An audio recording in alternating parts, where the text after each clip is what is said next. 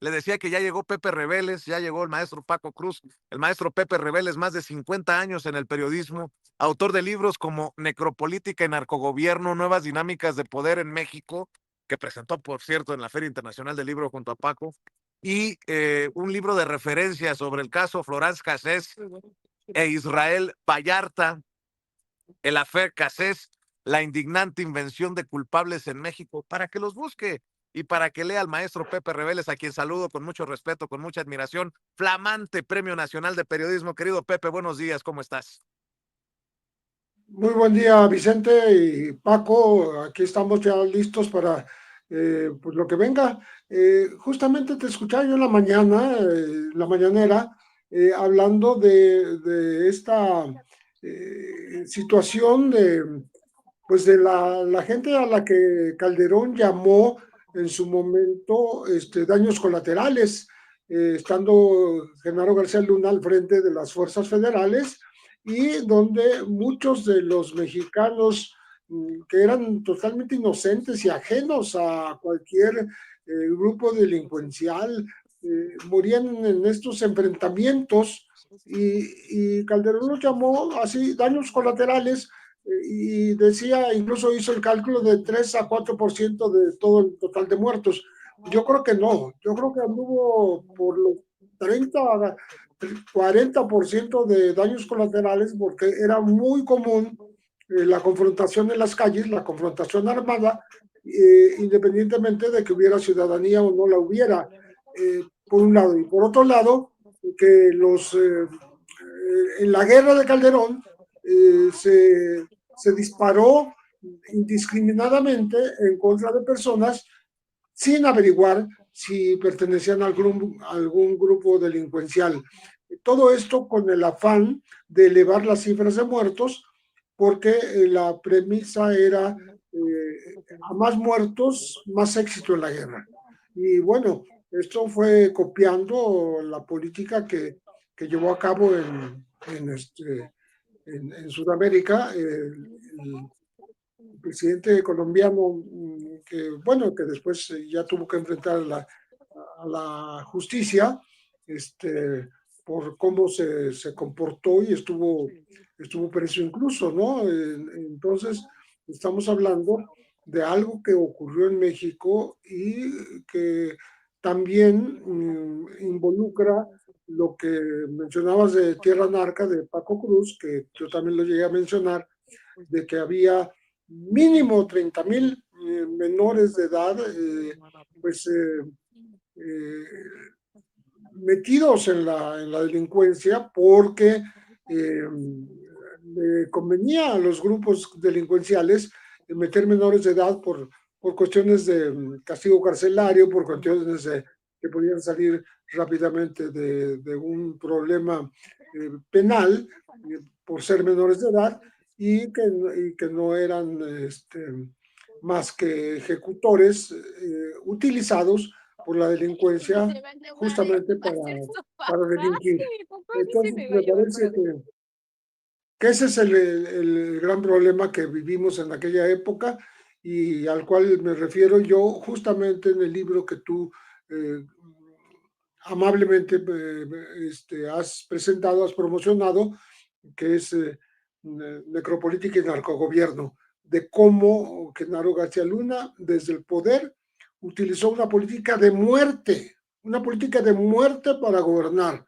O sea, Calderón a través de Genaro García Luna. Por eso se llama necropolítica, que es una categoría que, digamos, nombró el, el experto, el filósofo camerunés Akil Bembe. Y con eso empieza el libro, precisamente, porque el tema era ver cómo digamos, se despreciaba la existencia misma de las personas con tal de obtener beneficios desde el poder. Por eso se llama necropolítica. Mi querido Pepe, ya también está el querido Paco Cruz listo para entrarle a este tema que es importantísimo, relevante. Hoy la presidenta dice, ellos representan la muerte o representaban la muerte, nosotros la paz.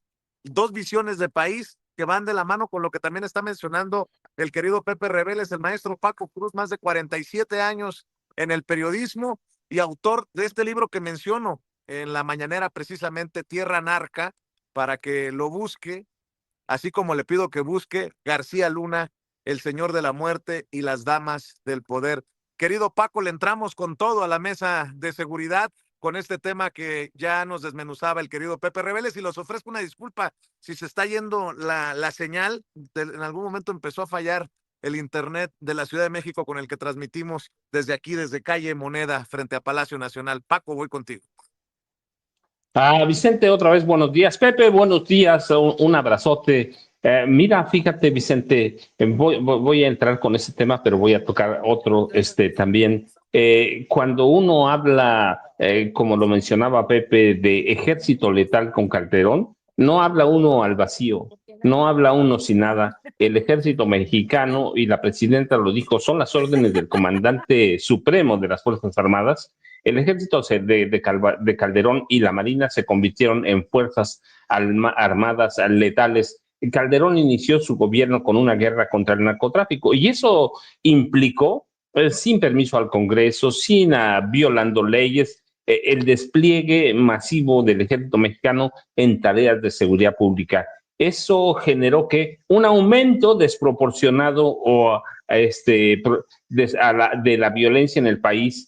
Así que se empezó a ver que había órdenes que había órdenes de matar, que había órdenes de no dejar, que había órdenes de no dejar vivos que no dejar vivo a ningún delincuente. La Marina, el Ejército, había informes, además de que en el gobierno de Calderón había una especie de pelotón de la muerte o un escuadrón de la muerte que se dedicaba a exterminar narcos, claro, mientras al mismo tiempo Felipe Calderón y Genaro García Luna negociaban con los narcos, negociaban con los cárteles y creaban nuevos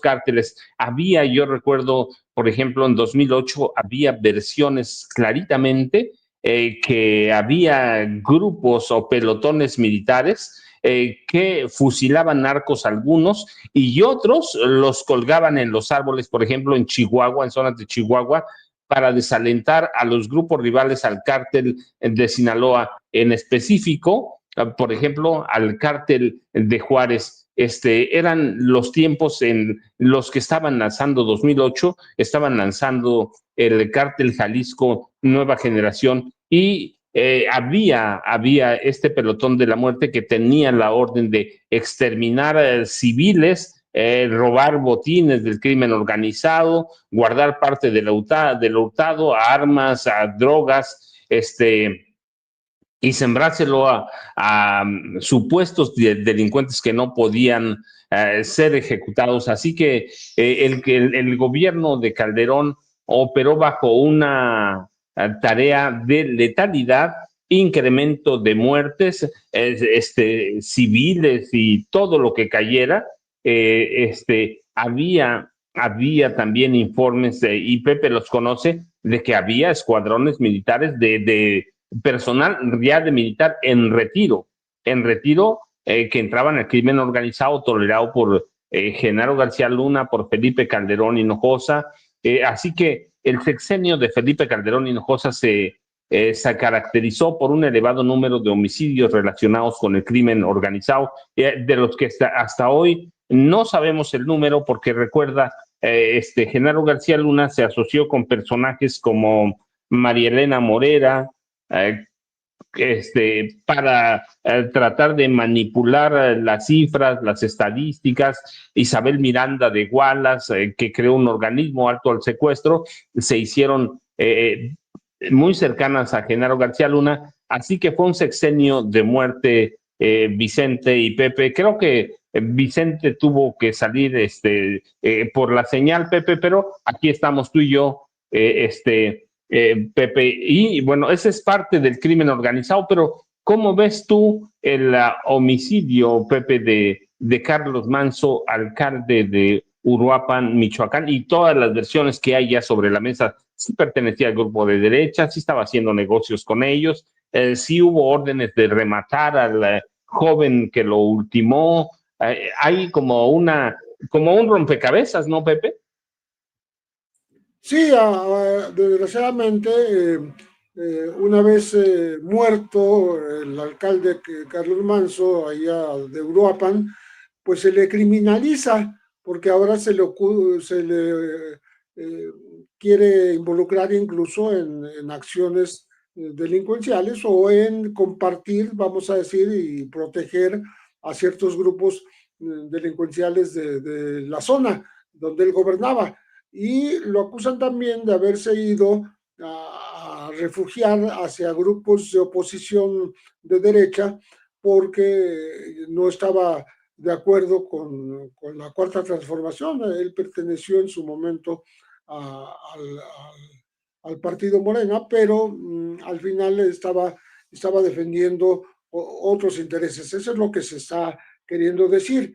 Por lo que hace al joven ejecutor, que a su vez publica hoy el diario Reforma, fue ejecutado después de ser sometido, pues ahí sí es un tema de, de rendir cuentas por parte de la seguridad local, porque si lo tenían sometido, ¿cuál fue la razón de ejecutarlo? Es como si dijeran, bueno, pues vamos a vengarnos porque no pudimos proteger al alcalde, pero pues, al no poderlo proteger, pues lo que hacemos es ejecutar al ejecutor. Eso es gravísimo, ¿no? Eso solamente lo veíamos con frecuencia en esas detenciones en Estados Unidos de ciudadanos principalmente de color, a los cuales a veces la policía captura, somete a golpes, lo tira sobre el suelo, incluso los esposa y después los ejecuta. Entonces, esta receta la aplicaron en Uruapan y me parece muy bien que el gobernador Bedoya lo haya denunciado y que esté investigando a quienes cometieron este atropello, ¿no? Que no parece obedecer a una orden superior, sino que actuaron por su cuenta, hasta ahora es lo que se sabe, ¿no? Pero lo más curioso es que Carlos Manso se ha convertido en una especie de bandera, ya muerto, el hombre del sombrero, el sombrero ensangrentado, como aparece en muchos videos, el famoso sombrero, bajo el cual se cobijan grupos de derecha que estaban esperando el momento de un crimen como este para tratar de revertir la responsabilidad hacia el gobierno de la Cuarta Transformación, como si lo hubiera ejecutado el gobierno actual, cosa que es bastante, digamos, audaz en el sentido de querer atribuirle algo que no cometió, pero todo se vale con tal de atacar al gobierno de la Cuarta Transformación, que es lo que están haciendo desde la derecha, y los personajes menos pensados están en esa postura como si se hubiese planeado desde el nivel federal y desde este gobierno la muerte del alcalde de Uruapan. Creo que eso lo que hace es distraer mucho de lo que en realidad sí se está haciendo.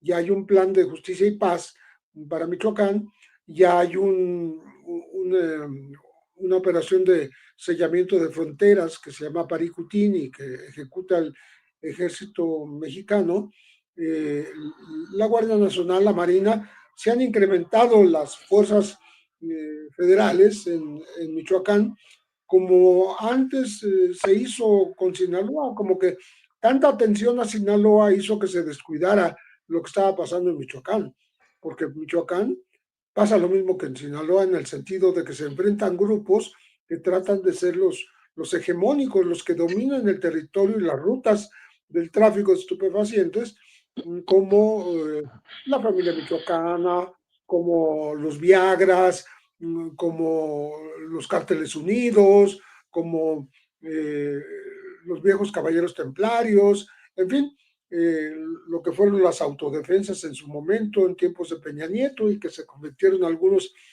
hacia la delincuencia organizada.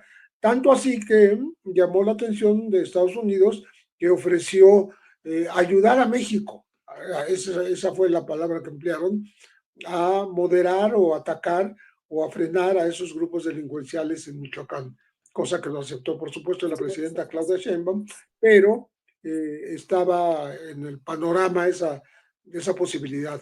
Entonces, creo que los reflectores federales, la atención, el cambio de percepción que va a buscar el gobierno federal va a ser que ahora se atienda a Michoacán como antes estuvo atendiendo durante más de un año el tema de la violencia en Culiacán. Y me parece que otros estados merecerían esa misma atención, pero por el momento urge que se haga en Michoacán para que no siga avanzando esta delincuencia organizada y sobre todo que no prospere el avance del Cártel Jalisco Nueva Generación en esta entidad, de donde es originario su líder, Ernesto Ceguera Cervantes. Tal vez Tamaulipas debería tener una atención similar, tal vez Jalisco, tal vez Veracruz, pero por lo pronto que se haga en Michoacán y que cambie totalmente el panorama y que cambie también la percepción, que la gente se sienta más segura.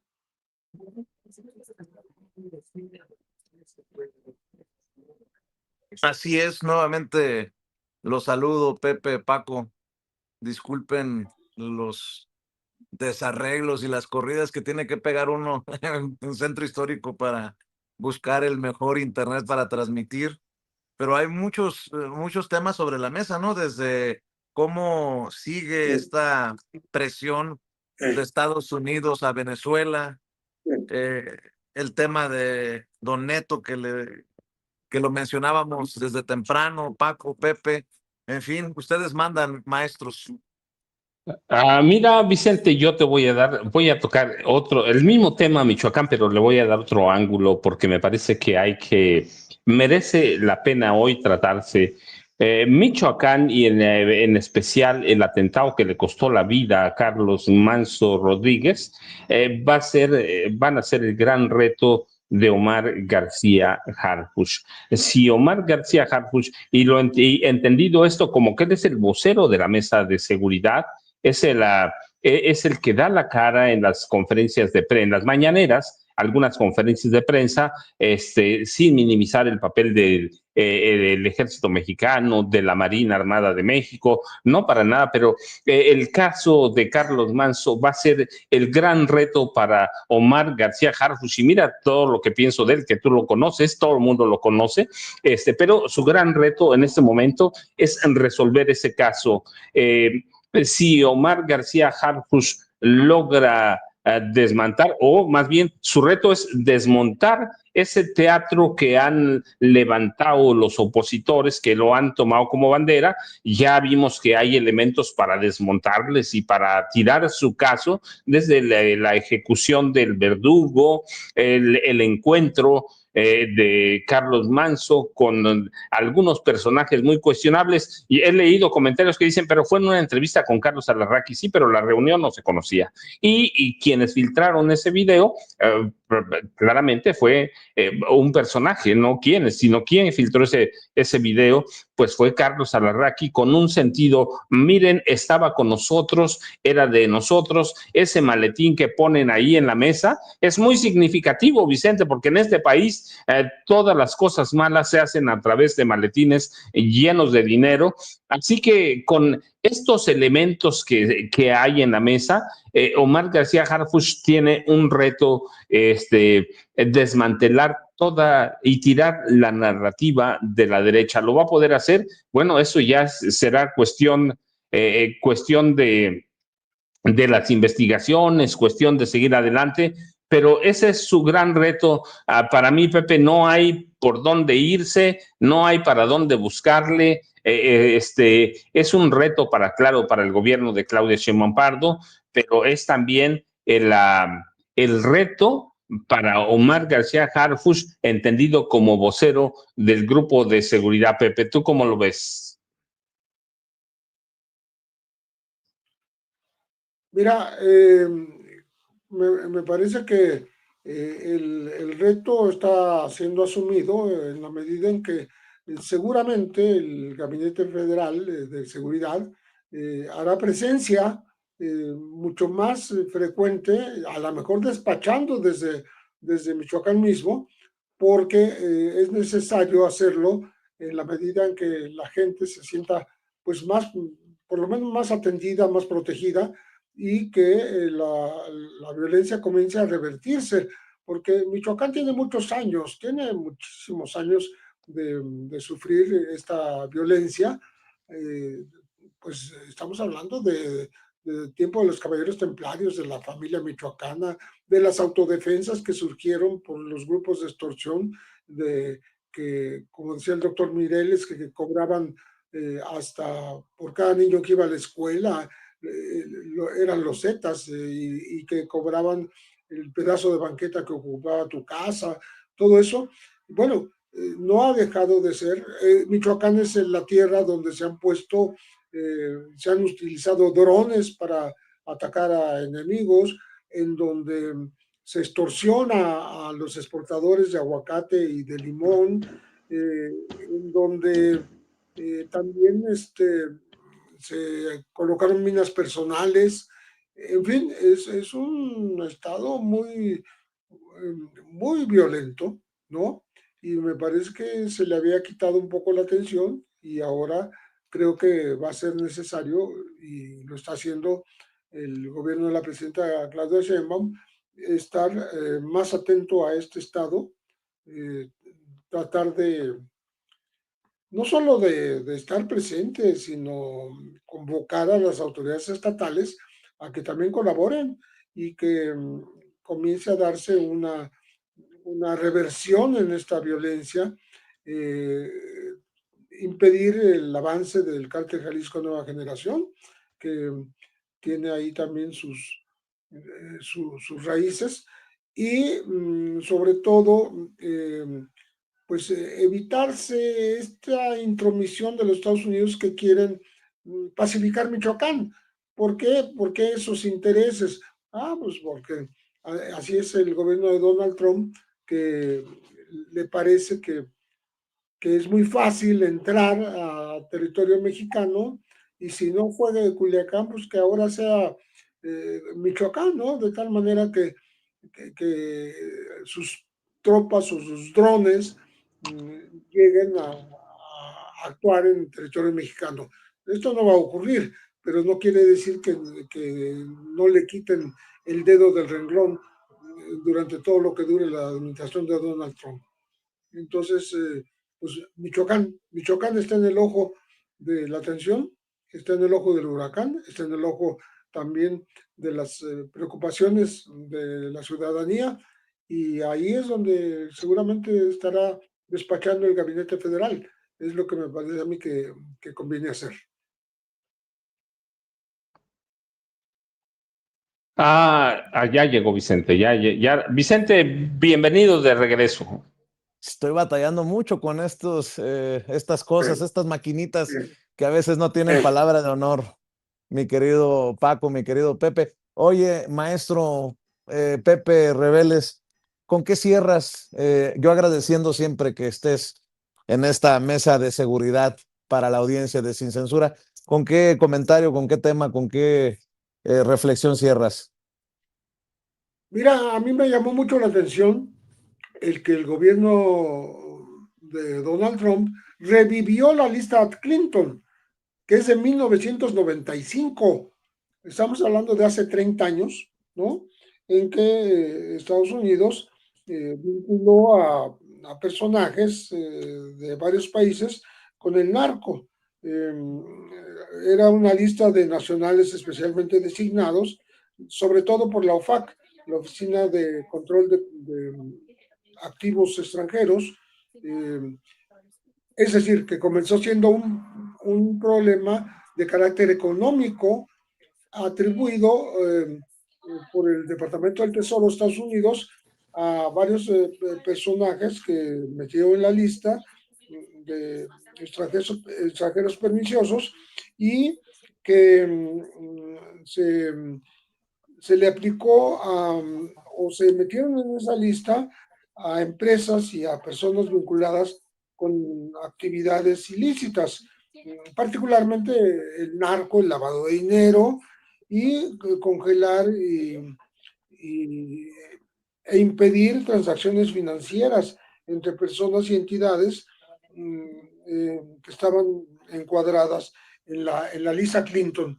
¿Por qué lo revive ahora? Porque le quiso aplicar al presidente colombiano Gustavo Petro esta vieja ley y decir que él es protector de narcotraficantes y por tanto de terroristas, pero también que de alguna manera ha sido partícipe en las ganancias económicas de estos grupos delincuenciales que operan a nivel internacional. Creo que es muy riesgoso, es otra embestida más del gobierno de Trump contra el gobierno de Gustavo Petro, al que ya había involucrado antes en la protección del Tren de Aragua, este cártel venezolano del narcotráfico y por tanto terrorista, según el gobierno de Trump, porque dijo que incluso utilizaba al Ejército de Liberación Nacional, un viejo grupo guerrillero paralelo al de las FARC, que estaría asociado con este Tren de Aragua. Y si está asociado con él, pues está atacando también embarcaciones que navegan en aguas internacionales frente a Venezuela. Es decir, podría haber no solo venezolanos, podría haber colombianos y de otras nacionalidades que mueran en estos ataques en contra de las embarcaciones. Ya van 17, 18 ataques y van más de 70 asesinados, lo que ha llamado el propio presidente Gustavo Petro asesinatos seriales, porque son asesinatos directamente, nunca son capturados y llevados a juicio a una corte de Estados Unidos, por ejemplo, sino que se les ataca en aguas internacionales y uno tiene que creer como en un acto de fe que se trata efectivamente de narcotraficantes y que se trata efectivamente de quienes transportaban droga y que se trata de delincuentes que no digo que fueran confesos, sino delincuentes reales, porque confesos nunca fueron, no tuvieron oportunidad de confesarse, no tuvieron oportunidad de un juicio, simplemente son liquidados en alta mar por una armada de los Estados Unidos que ya colocó buques de guerra sin precedente en más de medio siglo, y están ocupando el mar territorial y con la amenaza de invadir sobre todo Venezuela para sacar a Nicolás Maduro del poder, ya invadirlo por tierra. En ese plan está Donald Trump y me parece que lo va a hacer. Me parece que no hay otro horizonte para Venezuela que una invasión de Estados Unidos abierta, franca y descarada totalmente. Mi querido Pepe Reveles, el Premio Nacional de Periodismo, Pepe Reveles, autor de dos libros que le he estado recomendando ya por mucho tiempo, Necropolítica y Narcogobierno, para entender el contexto de muchos de los temas que abordamos y que se han abordado incluso en la Mañanera del Pueblo con la presidenta Claudia Sheinbaum Pardo, y el libro de contexto y referencia sobre el caso Cassés e Israel Vallarta, la fe Cassés de Pepe Reveles, la indignante invención de culpables en México. No está en redes sociales, pero aquí está los martes en Sin Censura en la mesa de seguridad. Muchas gracias, Pepe, por no fallarle a esta audiencia que tanto te respeta y que tanto te admira. Y mi querido Paco, ¿por qué no cerramos con tu comentario, querido maestro? Yo, Vicente, fíjate, hoy voy a reparafrasear a Vicente Serrano Arroyo, para quien piense que el narco es cosa del pasado. Ernesto Fonseca Carrillo, alias Doneto, un personaje, un criminal de 94 años de edad, cofundador del Cártel de Guadalajara con Rafael Caro Quintero y el vampiro Miguel Ángel Félix Gallardo, solicitó a través de un amparo que la Fiscalía General de la República levante el aseguramiento de sus cuentas bancarias y le devuelvan todo el dinero que le fue confiscado después de su captura en 1985.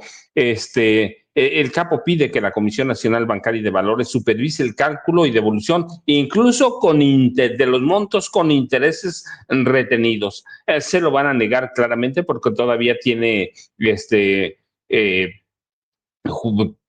cuestiones judiciales pendientes por otras inconformidades, pero para quien piense o quienes piensen que es un tema, el narco mira desde cuándo vienen ellos, desde Miguel de la Madrid Hurtado, desde Carlos Salinas de Gortari, los narcos viejos están tan vivos como siempre y sus herederos están allí, Vicente. Este personaje no es nada que despreciar. Recuerda, es tío de Amado Carrillo, del extinto Amado Carrillo Fuentes, el Señor de los Cielos, el tío de Vicente Carrillo Fuentes. Así que los narcos viejos están tan vivos como siempre, Vicente. Yo, ya sabes, @ Paco Cruz Jiménez en X, antes Twitter, Francisco Cruz Jiménez en Facebook. Te dejo un abrazo. Pepe, un abrazo y nos vemos la próxima semana. Muchos saludos. Un abrazo, Pepe. Un abrazo, Pepe. Un abrazo, Paco. Gracias a los maestros por acompañarnos en esta mesa de seguridad nacional y crimen organizado. Déjenme saludar antes de ir con nuestros invitados, más invitados especiales, a Toño Ruiz, que tiene que correr a la tienda de enfrente para abrir porque trae programa pesado también, Toño, en contra